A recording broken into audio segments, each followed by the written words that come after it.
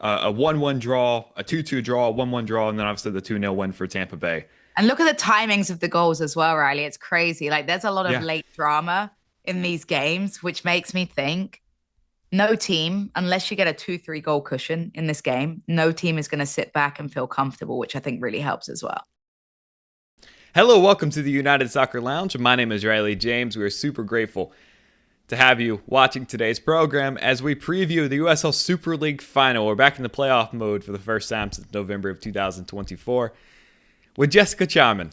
She comes on to talk about these two semifinal matches, including the controversial goal that was awarded to Fort Lauderdale at the end of their match in Carolina that put them into a USL Super League Final to face Tampa Bay, who showed resilience. Going down early against Dallas, scored 2 goals, win the game. It will be the 5th Florida derby of the year, but this one for a trophy. 3 draws on a Tampa Bay win. Doesn't matter now. All that matters is Saturday night, 7:30 Eastern Time on Peacock, the USL Super League Final. Tampa Bay Sun against Fort Lauderdale United, live from Tampa Bay, Florida. A fantastic game, but a fantastic weekend. We can't wait to talk about it with Jessica Charman in just a few moments, but I'm excited. This is the thing we do the show for. Yes, I love hearing stories. I love talking to players, but playoff soccer is so cool. And to be able to be this ingrained in the Super League like we have all season long, couldn't be more grateful to the clubs that gave us the opportunity to chat and to see some of our friends from the show do well and have success is really cool. So super excited. Congratulations to both Fort Lauderdale and Tampa Bay for making the final, and to Carolina and Dallas and all the clubs that are out. A fantastic inaugural season. Cannot wait for year 2 of the USL Super League. But we end USL Super League's inaugural season this week. Again, 6:30 Central Time, 7:30 Eastern on Peacock on Saturday night. The USL Super League Final. Tampa Bay hosting Fort Lauderdale. That'll do it for us off the top of the show. Thank you so much to Jessica, who has called USL Super League matches all year long, has called championship matches on the men's side, worked TST this past week, and has a massive opportunity coming up this summer, which is so exciting for her and for people that support her. So super grateful she made time for me on a Monday morning. You'll hear this on Tuesday. Thank you so much for watching the show. You can subscribe to us on goals.tv or subscribe to Goals TV on YouTube to catch every single episode of this particular program. Like it, share it, comment your favorite things about the USL Super League season. Comment who you think will win this match on Saturday night. And we'll be back next week to recap the final and prepare you for a season 2 of the USL Super League. So super excited to be able to do that. But first, let's get to a game and let's get to an interview with Jessica Charman. Please welcome back to the program, friend of mine, friend of yours, the second most popular guest in the history of this show is back on with us today to preview the USL Super League Final. Please welcome to the show, Jessica Charman. Jessica, thank you so much for coming back on. How are you, my friend? I'm doing very, very well. Thank you. And it feels like an elite level of guest now in terms of being picked to preview the final and the semifinals. What a privilege. So excited to be here. And I think we have a lot to talk about, Riley. We do. And I usually would start with this macro view of the semifinals and we would talk about the general atmosphere of playing. But something happened last night that demands to be the lead of this show. Fort Lauderdale, Carolina, from Charlotte, a place you're very familiar with back in your days of working in MLS. But there's a goal in the 120th minute. It looked offsides on the broadcast. I want your thoughts as you laid them out to me last night. It was one of those moments where you're just like, oh, sugar. You know what I mean? In a game of this magnitude, you just don't want that controversy. And what's interesting is everyone always talks about not wanting big games to go to penalties. Penalties are cruel. It's the roll of the dice, whatever you want to call it when it comes to penalties. But in this matchup, if it was going to go one way, the penalties just felt like the right way with how these two teams battled it out tactically on the pitch. It felt, okay, so like with this goal coming in, instantly you feel it's offside because Locklear's in so much space. Then you're like, maybe she's just made a really good run off of a really good direct ball. Then for me, coming from like a goalkeeper perspective, I'm like, why are you stopping schoolgirl error, if you want to call it that, of play to the whistle always? Because Leshnack Murphy, I don't know if she'd have saved it if she'd have dived, but she still kind of like, she had one hand up, half in the air, kind of deciding whether she was going to go or not, play to the whistle. What frustrates me as someone that spends a lot of time on referee calls, we have great access as commentators to calls with Pro through USL, through the other leagues that I work for as well, where they talk about when it comes to offside, you're utilizing things on the field. So when you have lines that are mowed really deep, that are straight, they check they're straight, but those are great reference points. But Riley, you know the biggest reference point they talk about? What The is that? 18-yard box. And where was Locklear stood? She was stood on the 18-yard box. So when you see that freeze frame, and I'm going to give props to Marion Crowder, who's obviously a USL broadcasting legend, works on the men's side, was calling the color on this. She called it for what it was. Did Carolina Ascent freeze and have a role in that goal happening? Maybe. But at the same time, should the offside flag have gone up to bail them out? In my opinion, yes. It stinks because if there had been any other sort of goal, it wouldn't maybe feel quite so iffy. But at the end of the day, Fort Lauderdale capitalized on their momentum. And there's a great interview with Locklear where she calls out the fans that said 5% chance of them reaching the final. And there you have it. They're there. So I think that Carolina Ascent probably should have capitalized on momentum, other moments during the game where when we were players, we were always told you don't want to leave it up to a referee to make the decision. And if you don't put the game to bed, then one bad call potentially from a referee can impact the rest of your season like it did. And end your season, which is the most unfortunate way for a Carolina team to suffer that consequence. They're the best team all year long. They won the Shield, and you go into a playoff game at home, and you can't put it away like you were saying. Amazing atmosphere, by the way. Give credit to what they did there to draw the fan base, to draw, the community into buying in. As you know, I spent a lot of time in Charlotte, and it was pretty surreal to see that crossover of people that I know from Charlotte FC talking about Carolina Ascent. And that's where, from a franchise perspective, they did so much right that, okay, this is not probably a positive thing, but it's amazing to see that talking point has got so many people feeling passionate about it. And I think that shows to me how bought in the fans of USL Super League are year one. And that is a good thing about the league in general. It's just a shame that they're bought in over something that is controversial versus just celebrating a big moment in club history. Well, that's the first thing I do when I try to go and get a feel of what people are experiencing about the USL Super League.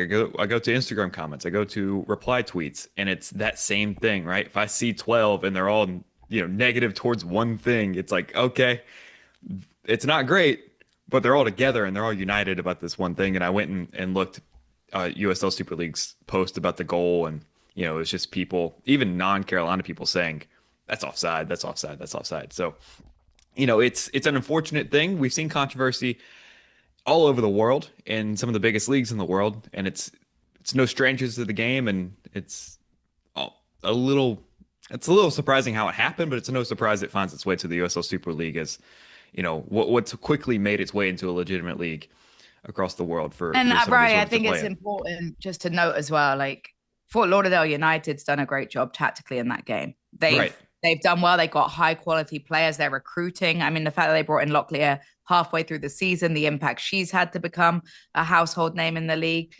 What's sad is now it almost feels like Fort Lauderdale's success is going to have like this slight shadow over it, at least for a few days, while people are processing both things. And I think it's important to give Fort Lauderdale their praise while also saying maybe that wasn't the goal to get them through. Right. And I also think it's important to note that they did not win this match just based on an offsides call. Like you were saying, tactically, they were strong throughout the game. They scored a goal earlier in the game to make it 1-1 in the first place. And they did really, really good things against Carolina defensively. To be able to force it 120 minutes, they were probably going penalty kicks. I mean, it was an even game. So shout out to Fort Lauderdale, obviously gutted for Carolina Ascent, some great people for that club, but they have a very strong foundation and a trophy after this season, which is and what you play for is to be able to get trophies. So, spending enough time on that, we'll move to Dallas and Tampa Bay. Obviously, another 2-1 win for a Florida club, but this one was a little less controversial. It was one of those cagey games. You score your goals in the first hour of the game. The last 30 minutes are pretty tight and cagey. What did the Tampa Bay Sun show you Friday night? I think resilience, because when you concede a goal in the 17th minute, like they did, Dallas Trinity goes up from the lead, and it wasn't just a goal, it was a disappointing goal. Your goalkeeper, Orcus, makes a mistake, a misplay on that ball. That could have been a turning point. That could have been a head drop moment, oh my goodness, it's not going to be our day kind of moment.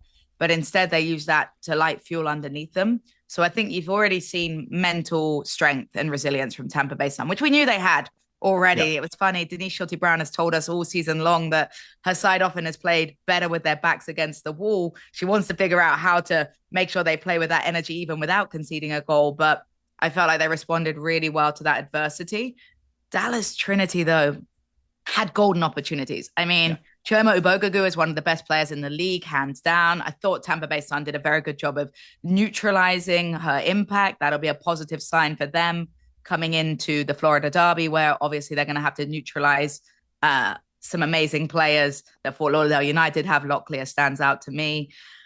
The player that I absolutely adore on this Tampa Bay Sun side, though, is Narcello, right? Sydney Narcello is just so confident. She's like a petite little player, but super strong, confident with her footwork, takes players on, draws the penalty. How many times have we seen her draw contact, draw fouls this season long?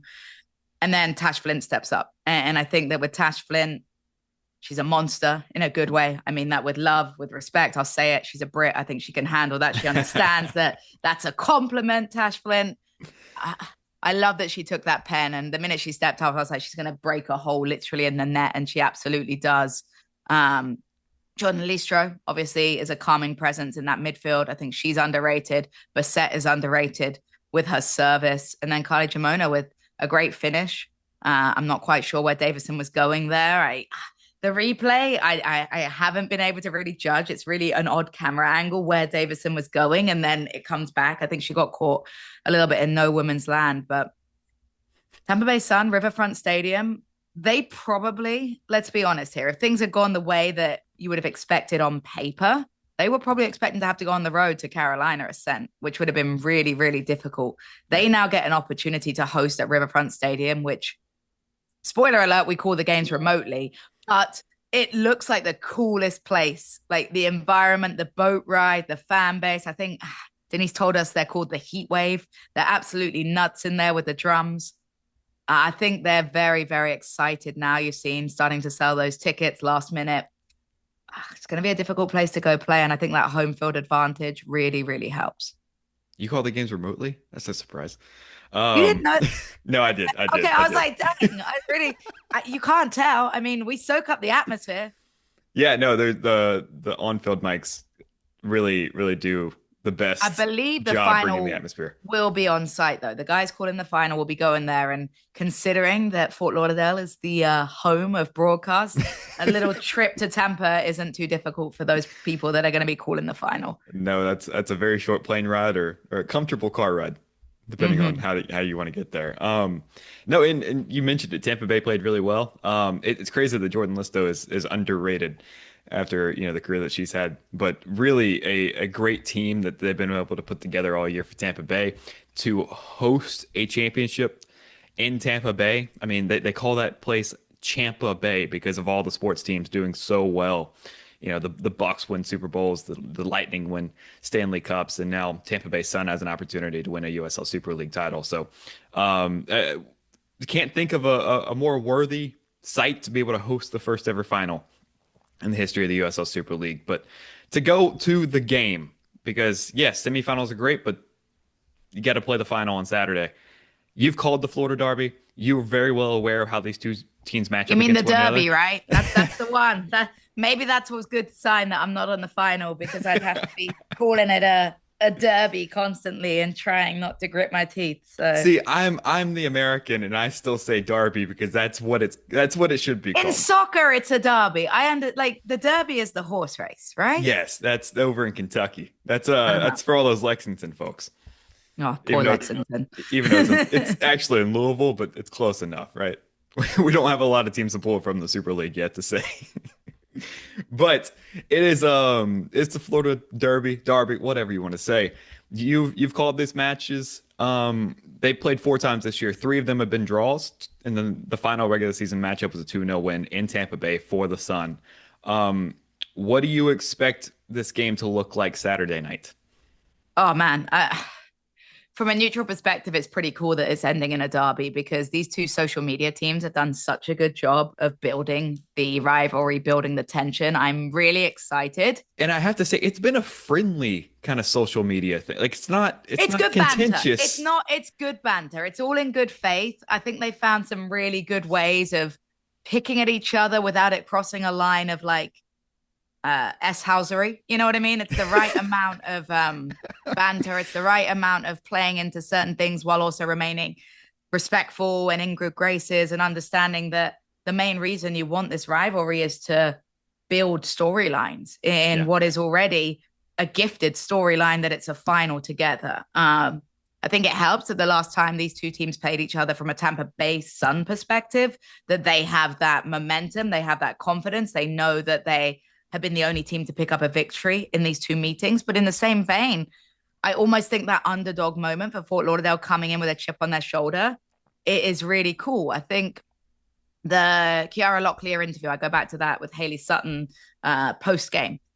It's very clear that Fort Lauderdale have been using their underdog status to motivate them, have been using the quote unquote disrespect, the fact that they've been overlooked as a real competition. And when we talk about cup competitions, World Cup, anything like that, where you have to find momentum, we always talk about getting hot at the right time. And it feels like Fort Lauderdale having to live to the very last day to battle it out in that game to guarantee them a spot actually helped them because they've had so many high stakes moments already. They've never been able to be in cruise control. Tampa Bay Right. Sun guaranteed their spot earlier on, towards the end of the season. So they were able to, and I don't think they took their foot off the gas, but they were able to kind of play in lower pressure games. Fort Lauderdale hasn't. Their last 3, 4, 5 matches have been must-win games to make sure they're able to get through. So I think that really helps. Tyrone Mears is a great manager. We've been able to chat with him about how he motivates these players. So it's just going to be a battle out there, a tactical battle. I would like to say the first goal is key, but I actually don't think it is because in a game like this where both teams have really good attacking players, it could get wild out there. My hope coming from a neutral perspective is they both play brave, that we don't see the cliche of it's a heavyweight boxing match out there and nobody wants to take the first punch and everybody's scared to leave themselves vulnerable. It would be fun if they could just throw everything at it and make it an end-to-end transitional game. I don't know. I'm not going to put a prediction out there. I just think it's going to be a really good game, a high level of soccer, and you've got some of the best exciting players on both sides of the ball. So I'm really excited to watch it as a fan, to relax and take it, from 3,000 yards out versus having to focus so deeply on the weeds as a commentator. Yeah, no, we would love to have you in the commentary booth. You've done a fantastic job this season. Obviously, you got plenty of great things coming this summer. Congrats on TST, by the way. That was a fantastic thing to be able to watch you do. And we got some cool things in the works with Jessica Charman this summer. So enjoy the weekend watching the final. But I a few more things to ask you here. You mentioned the goals and everything, right? We talked graphic just ran across the bottom of the screen. The 4 times that they have played, there's been a goal in every single game. Mm-hmm. There's been multiple goals in every single game. A 1-1 draw, a 2-2 draw, a 1-1 draw, and then obviously the 2-0 win for Tampa Bay. And look at the timings of the goals as well, Riley. It's crazy. Like there's a lot of late drama in these games, which makes me think no team, unless you get a 2-3 goal cushion in this game, no team is going to sit back and feel comfortable, which I think really helps as well. Which, I mean, we've seen a couple times in this league this year. 2-3 goal cushion doesn't really mean much a lot of the time. So who's to say? Who knows? Especially if it's Fort Lauderdale having to come back because they've had to do that multiple times. And like you said, pressure situations for what seems to be 2 months now of them being in a position where their back is against the wall. And spoiler alert, if we do get a Fort Lauderdale player on next week, if they do win, we're asking about that. Like, You guys have played in pretty much what 8, 9 playoff games in a row at this point. So Hmm. this was cake for you guys. So nevertheless, players, you obviously talking about goals, players score goals. Is there anyone that you're watching out for on Saturday night? Oh, good question. I think we've talked a lot about Locklear leading the line, but it's Hamid and Shania Gordon that are so important in those wide spaces as well. I want to see them take on the fullbacks. Tampa Bay Sun like to get their fullbacks forward, so maybe they'll be able to capitalize on that space. But at the same time, sometimes with that attack, it will pin them back. So I'm really looking at Gordon and Hamid to continue, the amazing form that they had earlier on in the season. I feel like they went not quiet, but teams kind of sussed them out a little bit, and their impact was maybe downed slightly. For Tampa Bay Sun, I think the fullbacks as well is super exciting. Paige was a player that wasn't starting regularly until there was an injury to one of her teammates. She's now coming in that left back position. I think she's super feisty, great footwork, likes to get forward.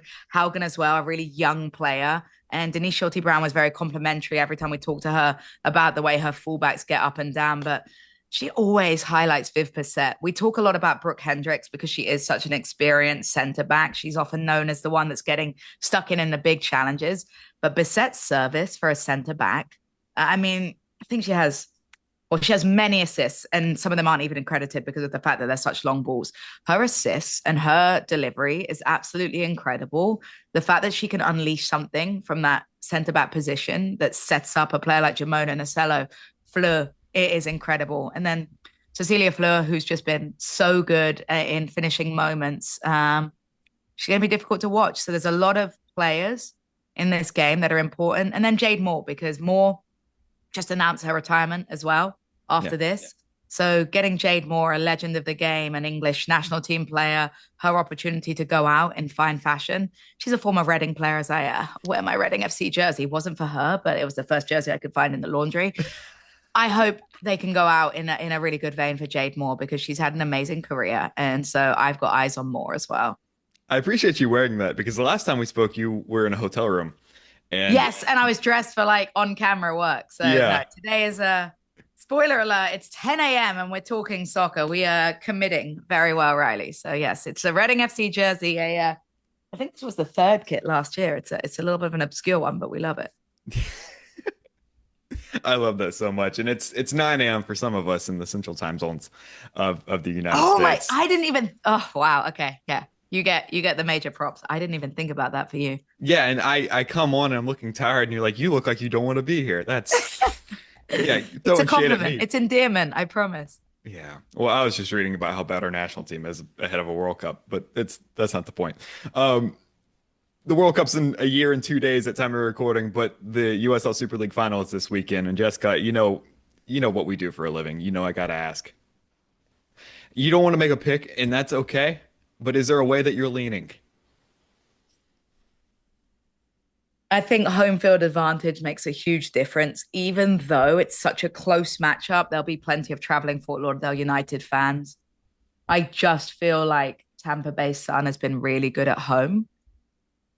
And they do have that elite firepower and the ability to have the long ball that I think is going to be close. I even think there's a chance that there could even be the extra time. Luckily, it's not a super long turnaround where Fort Lauderdale's legs are going to be affecting them. They should recover in a week. But yeah, I'm leaning Tampa Bay Sun, but I would not write this off. I don't think it's going to be like a blowout in any shape or form. So I'm excited. And I reckon we'll see Soleil, the Tampa Bay Sun mascot, dancing on the pitch at some point in the game. That is my prediction. Soleil will get down and boogie. She, I think liked my Instagram post the other day. I'm like, did you blush? Were you like, ooh, Soleil? Well, I was like, I didn't recognize the handle, and I looked and I clicked on her. I'm like, oh, cool. What a day. We need more mascots in the USL Super League. I'm gonna be real. Like, hey, Boots. I met Boots from Dallas Trinity in an elevator. With the costume on, or you saw what was underneath Boots? No, it was Boots. It wasn't it was Boots in that elevator. And yeah, Boots handshake, dapped me up like it was this cool thing. In the Cotton Bowl elevator going up to the press room. I tell you, they need more mascots because they bring joy, not even to like kids, like to us as commentators. It gives us so many puns and so many good moments on camera. So shout out to the teams that have brought the mascots to the table. And if there's one thing I would like to add to the 2025 USL Super League campaign, it is more mascots. Well, I don't want to be too critical, but like, what would DC Power even do? Have you not seen the Power Bunny that comes to the games? No, I haven't. There's a guy that wears a pink bunny onesie to every game. I think they should take that idea with his permission and have like a DC Power Bunny. I don't know if that's copyright because of, a certain type of battery and the bunny commercial, but I feel like they could have like a Power Bunny. I'm onto something, Riley. All right, we're done. We're done. We've hit our capacity now as we. Yeah, 20. We got 20 seconds left. It doesn't matter. Okay. Nevertheless, we're not talking about mascots. We're talking about the USL Super League Final. Jessica, thank you so much for coming on the show to be able to talk about all of this. Best of luck this summer. You got a big summer coming up all over the United States and especially on our televisions. But thank you so much for your time and enjoy the final on Saturday. Thank you so much, as always, and looking forward to a final. Make sure you're watching. I swear this game is not going to disappoint. So thank you again for having me. Thank you so much to Jessica Charman for her time today. It's been so cool to get to know her because I met her after we went to Dallas. She called that game. She wasn't there, like she mentioned, but she followed us on Instagram. We got connected, and she's become a friend, and a friend I can text and like, hey, am I being insane by having this opinion? Because we all watch the same games. We watch the same leagues. And sometimes you have an opinion and not a lot of people have the same opinion as you. So you text people that you trust in this industry. Am I being insane by saying this? And she'll tell me, yes, you are being insane, or no, that, this is a thought that we all have. So super grateful for her friendship. I'm so excited for her immediate future. She's doing something fantastic this summer, which you're going to find out very soon if you follow her on the internet. So very thankful for her time. Very thankful to the USL Super League. They've been very, very kind to me all year long. I'm so grateful for that, and I'm so happy you've had such a great first season with the league office in Tampa, and obviously having a final in the backyard of the league office is really, really cool. So much congratulations to everyone with the Super League side, Tampa Bay, Fort Lauderdale participating in this thing. To Carolina, too, to win the Shield in your first season and to be the best team in the regular season is a major accomplishment. So a lot to be excited about and a lot to be grateful for over the course of the inaugural year of the USL Super League. But we do have a final to play. We have a trophy to give out, and that's going to be on Saturday night, once again, 7:30 Eastern time on Peacock. The Tampa Bay Sun hosting Fort Lauderdale United in the 5th Florida Derby of the year.